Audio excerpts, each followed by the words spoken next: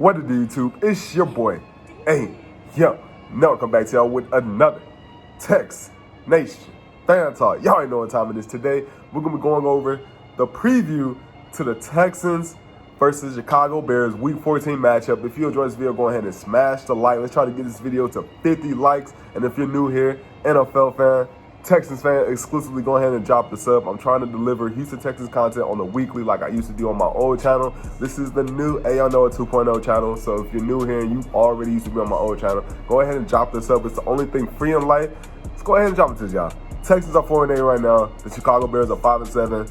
They're going to be playing at Soldier Field, 12 o'clock tomorrow. So go ahead and wake up at the appropriate time so you don't miss any part of the game. Texans are coming off a hard L versus their division rival, the Colts. A hard L. It was at the last couple minutes of the game. Texans were driving down the field. Y'all already know how it be. And shit just happened. It'd be like that. And the Bears, they're coming off their 6th game losing streak. Is recently to the Lions. It sucks for them because they're a really good ball club. But, you know, things happen. Coaching changes. Players not being in the rhythm because I haven't played for a couple weeks. Things like that. This is the first matchup between Deshaun Watson and Mitch Trubisky. This probably might be the last. It depends on where Mitch Trubisky goes after the season because 9 times out of 10, he's being traded. The Chicago Bears made a mistake picking Mitch Trubisky over both Pat Mahomes and Deshaun Watson. Deshaun Watson said before the pre-draft, he said, you're going to have to live with the consequences. That comes with not choosing him. He said that. And what happened? The Bears are living with the consequences of choosing someone besides Deshaun Watson and Pat Mahomes. We both know how these dudes' careers ended up, so I'm not really going to have to go over that. We're going to go ahead and jump into the injury report. Bears, Khalil Mack is questionable, so is J.P. Holtz. The dudes who are out is going to be Buster Scream and James Vulture. Those two dudes really do mean a lot to their defense, so let's go ahead and continue this. You got Pharaoh Brown. Well, for the Houston Texans, these are the players that are out. You got Pharaoh Brown. He's the only person that's out. I told y'all about the tweet that Pharaoh Brown made last week or whenever it was. He basically, a fan asked him, hey, you guys are 4-7 right now. Why should the fans watch you guys? And this dude says, it's up to them. It don't matter to me because I'm getting paid at the end of the day. Bro, that's some trashy ass. Like, that's why you're not playing this week. We should just cut your ass and bring back Jordan Thomas or just get Holly Warren accustomed to the play, to the play now. It's time. You got to go. You got to go, Pharaoh Brown. Now, the guys who are questionable, Brandon Cooks, Kiki QT, Keon Crossan, Phillip Gaines, Jonathan Grenard, AJ McCarron, and John Reid. That's a lot of people who are questionable. Hopefully, all these guys aren't out. That would suck because we do need Brandon Cooks, Kiki QT, and I mean, it would be nice to bring in Phillip Gaines because we really don't have that many starters on cornerback position right now, and Keon Crossan. Both those dudes, that would suck. Now, the only person who is back on injury reserve, David Johnson. David Johnson contracted COVID, and he won't be playing. He just got back just last week. He only played 1 game. This, by far, the worst trade that the Houston Texans made. Traded DeAndre Hopkins. Traded DeAndre Hopkins for David Johnson and I believe it was a 3rd round pick, whatever it was, bro. We didn't get the return back for DeAndre Hopkins. At this point, I'm not upset about trading DeAndre Hopkins because shit happens. I'm upset that we didn't get a 1st round pick and we're able to get a Justin Jefferson, a T. Higgins, a Chase Claypool. We didn't have that 1st round pick, which would have helped us get a new wide receiver. At least in my opinion, I think that's what happened. We're going to go ahead and talk about the winners and the losers on both sides of the ball. Offensively, when it comes to the quarterback, we don't really have to decide who's the winner and loser in that category. We already know it's Deshaun Watson. Deshaun Watson has been putting up 300-yard passing games in the last, how many games? In 3 straight games. This could be the 4th straight game. So, the winner is already there. The Bears win the offensive line category because last week the Texans let up 5 sacks and a safety. That's uncalled for, bro. That's uncalled for. If you want to go against this Bears defense who gets after the quarterback, who has been known to get after the quarterback, but recently they haven't really been getting after the quarterback, regardless, y'all can't allow 5 sacks and a safety. That's trash, bro. Texans offensive line past couple weeks, y'all been doing good. Last week, it was just like, where was this at, bro? Running back, I got to give this to the Bears also, unfortunately. The Bears have David Montgomery. They have Tariq Coleman, and they also have Lamar Miller. Now, the Texans, all we really have right now is Duke Johnson as a starter who's been playing a certain amount of games. You do have Buddy Howell, Scotty Phillips, both those guys, but they don't compare to a David Montgomery or Lamar Miller or Tariq Coleman. I'm sorry, but yeah, the Bears win that category. Now for wide receivers, I'm sorry, but I'm going to have to give this slight edge to the Bears also. They have Darnell Mooney, A-Rob, Allen Robertson. They have Roddy Ridley, Anthony Miller. They have a stacked group at the wide receiver position. Texans, we do have Brandon Cooks. We do have Kiki QT.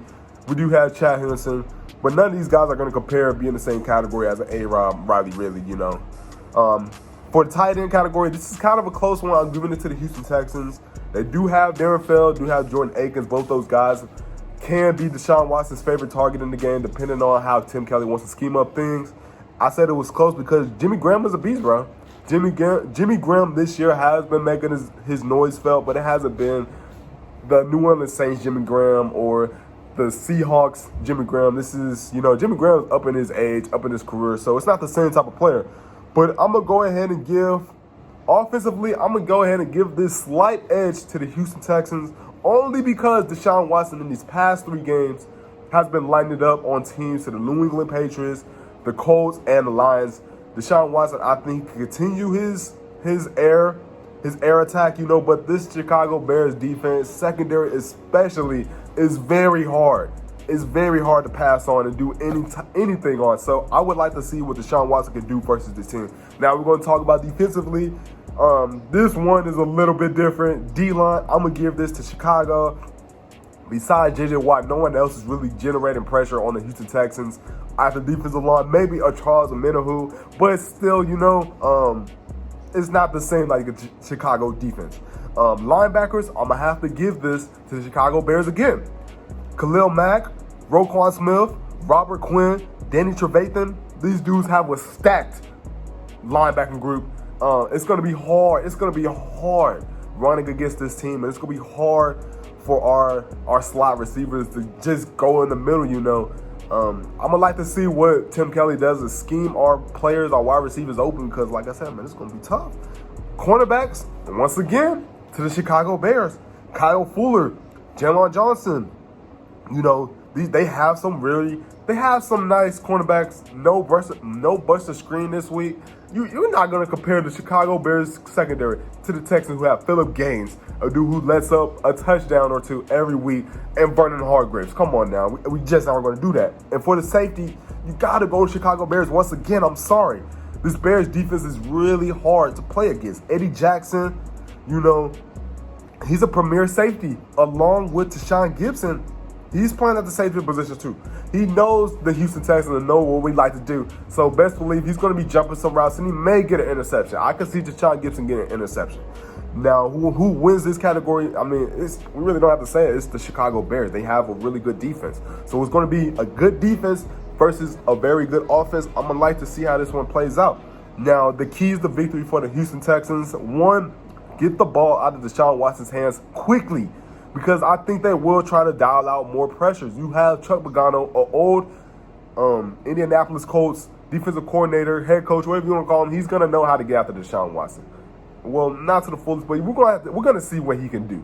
He's a former division rivalry head coach, so yeah, we gotta make some quick routes for Chad Henderson, Kiki QT if he plays, Duke Johnson if he wants to come out the back. We gotta do some quick routes for the pass catchers. Number 2, key for success for the Houston Texans to win this game: both teams are the bottom of the barrel when it comes to running the ball. Houston Texans are 32nd with 84.4% rush, 84.4 rushing per game, and the Chicago Bears are ranked 31st in rushing with 86.9 of rushing games. This game is going to come down to which team can get the most creative in the run game. If the Houston Texans get Deshaun Watson involved, maybe bring in the rookie Scotty Phillips, and get Duke Johnson some creative run plays, this can be a win for the Houston Texans. Let's see how it goes. For the third way for the Houston Texans to win this game, they're going to have to send pressure, blitzing all throughout the game. They're going to mix up the blitzes. They're going to have at least a 60% blitzing rate. Like every other down, they got to blitz Mitch Trubisky. It has to be from the safety, from the slot, linebackers, any way. Get guys after the ball. Now, my score prediction is going to be the Texans over Bears. Very close, 27-21. I do think the Bears are going to give us some problems because they are a team that, for the last 2 weeks, they just brought Mitch Trubisky back into the lineup. He might be more in the swing of things. Mitch Trubisky can play some ball, bro. He really can play some ball, but he's not going to be able to ball out against us if we're doing everything right. That's my prediction, 27-21. Houston Texans. If you enjoyed this video, go ahead and smash the like. And then, like I said, if you're new here, go ahead and smash the sub. It's your boy, A.L. Noah, signing off. Peace. Go Texans.